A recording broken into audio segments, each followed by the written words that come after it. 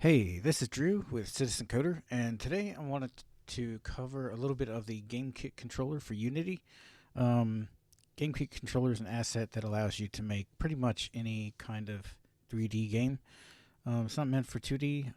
That you can do 2.5D kind of things, which is sort of like 2D, like side scrolling with 3D. Um, but outside of that, I mean, as you can see here on the screen, it's just a lot of 3D, a lot of different things you can do, different styles of games, that sort of thing. So what we're gonna do is just kind of do a quick rundown on making a project and getting started. So first thing we're gonna do is we're gonna head over to Unity. We're going to make a project. So I'm gonna go with this 3D URP core project. Gonna name it something. Uh,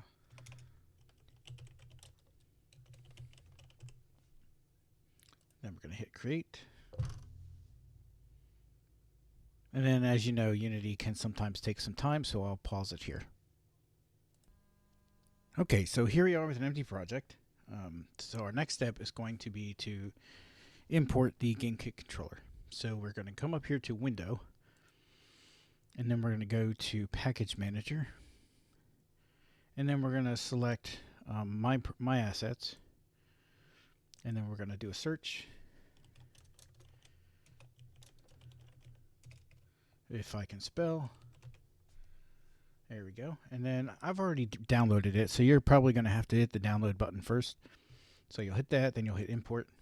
And then there's a lot of pausing in Unity because a lot of downloading and things, so I'm just going to pause my video while I wait.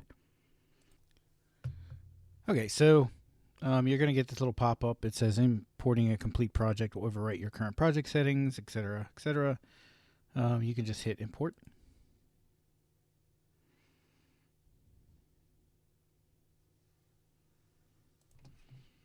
Okay, then you're going to get this pop-up showing everything that needs to be imported.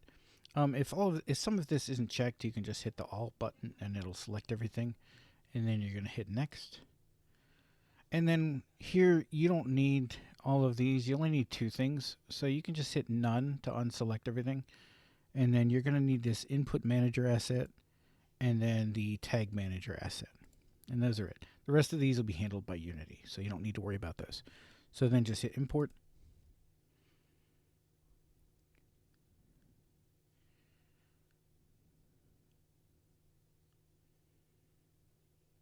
Some of this is probably going to take some time, so I'm just going to go ahead and pause the video again.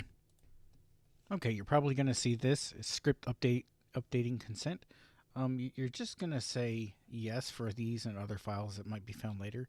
Basically going to update the scripts.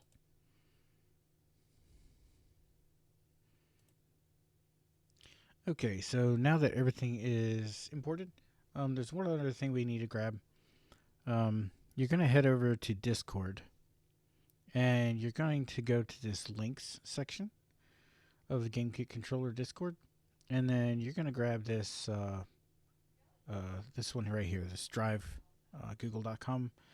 So that's got the updated animations package, so you're going to grab that. And then you'll just hit download, and then you're going to find it wherever it downloaded. For me, I just drop it in this folder, but you can just grab it out of your downloads, and you're going to double click that.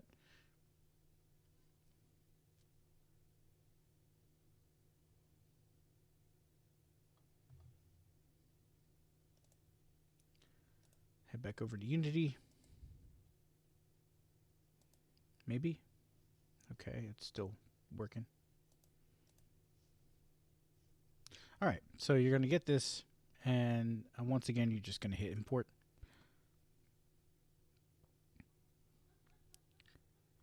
Maybe this one won't take as long.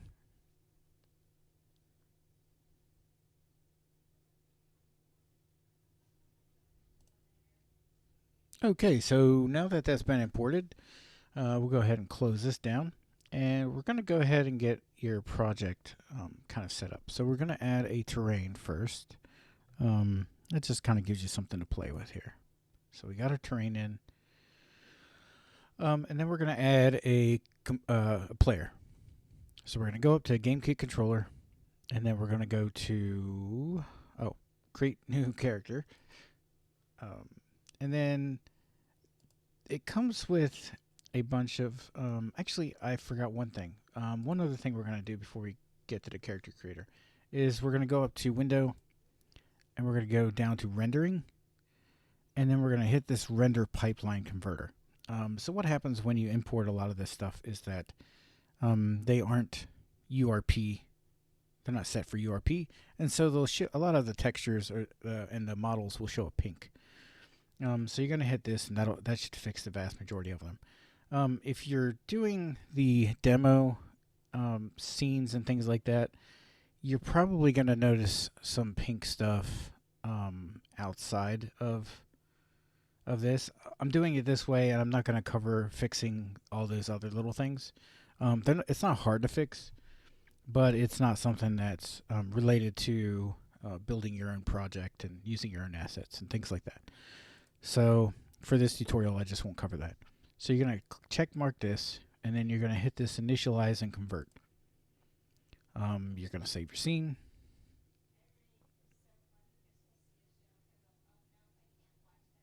Okay. Now, as you can see, there's 83 errors.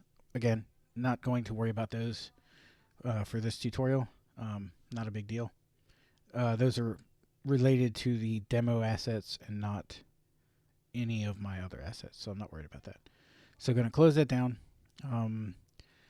Now for this character creator, we're going to first start with using a character that came with character creator. And I'm going to type Alice in here.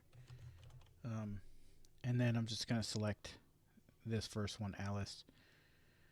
And then I'm going to hit this instantiate character prefab to show the settings list. Okay, and then what this is going to do, you can hit the show hide settings list, and it lets you do some configuration, initial configuration. You know, if you don't want your character to start with weapons, you know, because you're going to just do melee and add them in later where, you know, player picks them up or whatever.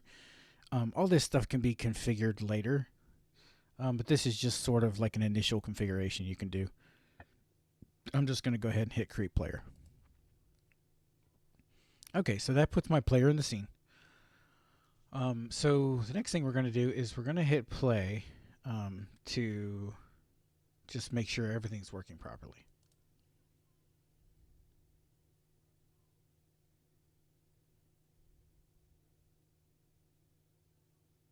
Okay, so you'll get this initial pop-up just telling a little bit about the project and some of the stuff. There's some links here. If you forgot to download the package for the animations, there's a button here you can click. There's some tutorials for using generic models and stuff like that. I'm just going to go ahead and close it. Okay. So apparently I need to hit start again. Oh no, did it? Yeah, I need to hit play again. So we're going to do that. We're going to hit play again. And this looks weird, doesn't it?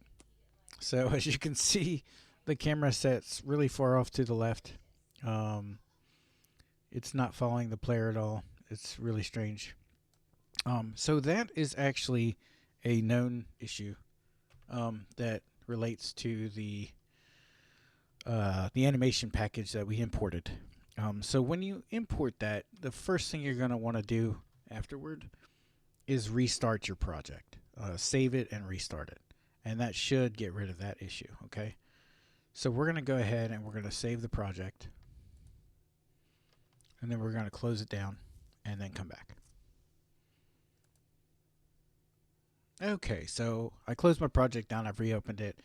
And now your camera's right behind the player where it should be.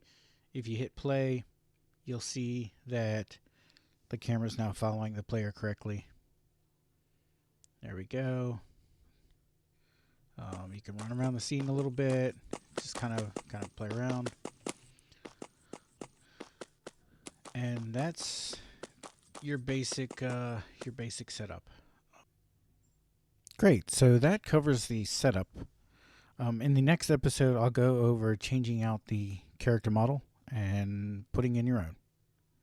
Thanks for watching, and I'll see you next time.